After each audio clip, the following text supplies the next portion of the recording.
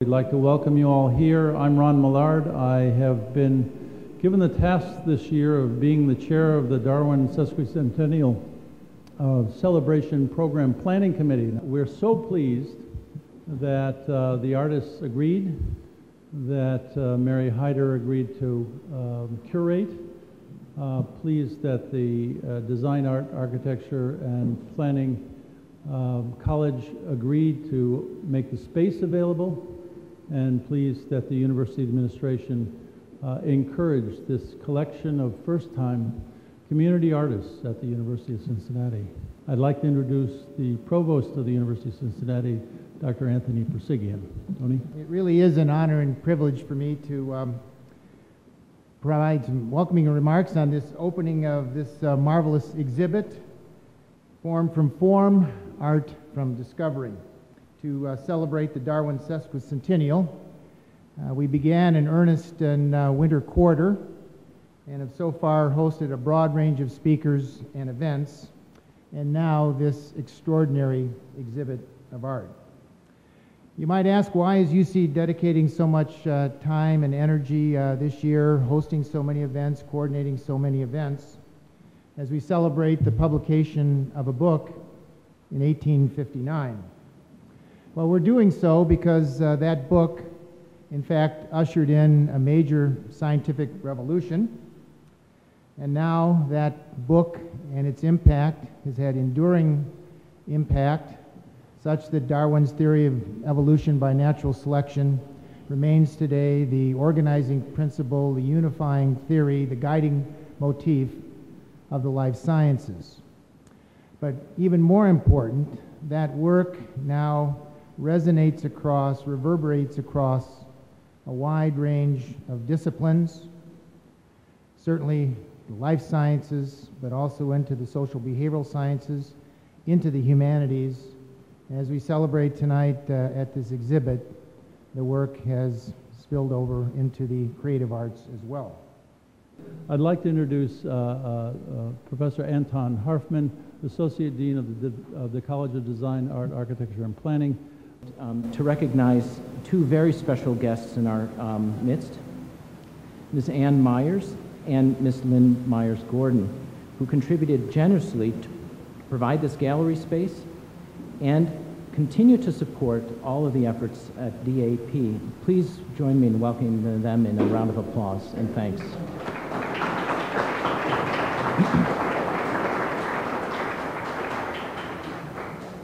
DAP is so honored and delighted to host this exhibit. It's so appropriate that we mount this exhibit here on our campus, for it is an effort that represents the best that this university has to offer by bridging the chasm between art and science that Dr. Persigian already mentioned through inquiry and discourse. Perhaps Albert Einstein could say it better: all arts and sciences are branches of the same tree. Please enjoy the exhibit. Is the curator who's going to introduce the artists, and that's Dr. Mary Hyder. Mary. The artists. Besides Jan, I asked 7 artists who I knew were interested in science or liked to explore natural forms like Jan Knoop did, or liked to address the controversies that relate to evolution. And actually, a couple of the artists, Tom Towhey and Steve Geddes, knew Jan, and they said to me right away when I asked them, they said, "Oh, I would love to, I always wanted to exhibit with her." And I think, that's really a compliment. And one of the things that's happened as I've gone through this, I've learned a lot about January Marx Knoop, and she had to have been a really, really wonderful, wonderful person and a good artist. Tony Becker did the work over here on the right, Death Toll 2009, Floating Files. We all know that Darwin loved to categorize, catalog, file. This is one of the whole parts of his past. And Tony has also installed very appropriately a file. This is a file of his bird drawings, or birds, that he has noted during the year, this year, 2009. He's collected, recorded the month in the Cincinnati road site where each bird hit by an auto died. And he poses some questions about bird mortality and species change. Now again, they're from an artist's standpoint, so keep that in mind. This is an interactive exhibit. The next artist is Gary Gaffney. Gary did the work God and Darwin Resolve the Conflict. He addresses creationism and evolution and the controversy and poses a resolution, I guess, or attempts to. Gary is known for his work in collage. Next artist is Anna England. Where are you, Anna? Anna is interested in morphology, that is form, the structure of insect fencing. And she's created these 8 large-scale antennae. And as you all know, Darwin was also really interested in morphology, and I think Anna said he called it the very soul of natural selection. Thomas Towhey. Tom has done the large oil portrait over on the wall. And this is his tribute to Darwin, to the complexities of the man, to his genius, and what Tom feels is his underlying nonconformity. And if you look at his painting, you will see layers and layers of forms in there. So this is the essences of the man. Stephen Geddes. Steve has done 3 works. He created Jurassic Ark in 2008. It's one of the reasons I knew he was interested in this. He did it in response to the building of the Creation Museum, and it's his humor, his perspective on creationism. He also did 2 new works. I couldn't believe he did this much for this exhibit. He did the very large 10-foot long work, Darwin-inspired Fantasy.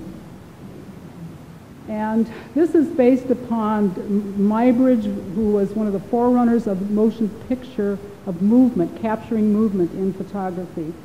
And Steve told me, he says, well, in my mind, I see evolution sort of like frames in a film. You know, it just goes from here to there and it happens. And this is what he's captured in this, I call it a series of film frames.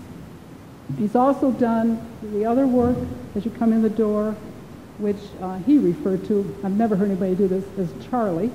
This is this is Darwin in Paradise, and I don't need to say more about it, but it's interesting, incredible work. Rhonda Gushee, where are you? She has a series that she calls Simply Forms, and there's also one work in there, The Barnacles Baby, that is on loan from us by, and we're so pleased that she would do this, Fran Campbell. This is a series of the Coup sculptures in which Rhonda questions what might be in the future, what could happen, what kind of hybrids might emerge, what impact does the environment maybe have on form. And she has come up with a lot of possibilities. You see her work. Lisa, where's Lisa? Merida-Paytes. And she has done a series called Spine, the works on the wall, and the work on the floor and on the pedestal are called Quill. And Lisa is interested in the frailty of animal life, in natural selection, and the impact also of man upon animal. And I thought it was very appropriate that she started with the spine, because the spine is so significant in terms of the evolutionary process. And now I would like to ask Christopher Knoop. Where are you, Christopher? Because Christopher was married to January Marx Knoop, who died in 2006. I asked Christopher, would he be willing to let me use Jan's works in an exhibit about Darwin, and he agreed to do this, and he's been helpful and supportive all the way. As I said, this has been really an interesting and wonderful experience to really learn how beloved Jan was as a person and as an artist. I decided to do an exhibit catalog, and I have to thank Wendy Beckman for directing me to, from Public Relations, for directing me to Carl. Carlton wrote this wonderful essay in the catalog about aesthetics and evolution, a paleontologist's perspective, and he talks about the link between art and science over in history.